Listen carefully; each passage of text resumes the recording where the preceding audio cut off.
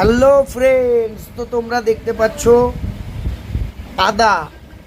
এটা মেঘালয়ের আদা, 5 হাতের আদা। এটা সবচাইতে সাইজ ভালো, বেটার দেন। তো এই মেঘালয় শিলং থেকে লোড হয়ে যাবে কলকাতা পোস্তা বাজার। তো মেঘালয়ে প্রচুর আদার আমদানি, প্রচুর আদার চাষ আমার গাড়িতে ডাউনে নিয়ে আসবে। এটা 5 হাতের আদা। তো যাদের আদা লাগবে তারা কমেন্টে জানাও, এখান থেকে পাইকারি রেটে আদা করে দিব তোমাদেরকে।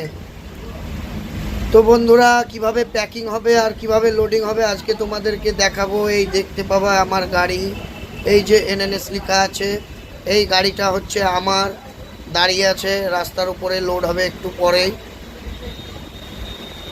তো বস্তায় বস্তায় প্যাকিং করে কাটা করে তারপরে গাড়িতে লোডিং করবে। এই যে এই ভাই প্রথমে এই ঝুড়িতে ভরে তারপরে বস্তায় ভরবে।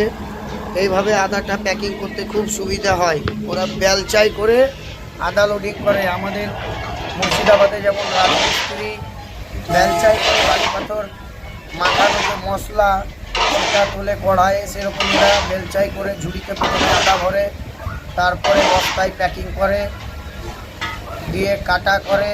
কাটা করার পরে সেলাই মারে, সেলাই মেরে গাড়িতে লোড দেয়।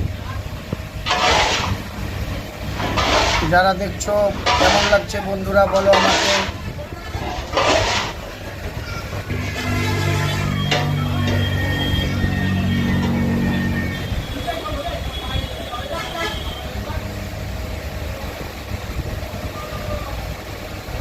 এবার মাছটা মাথায় তুলে ওরা নিয়ে যাবে।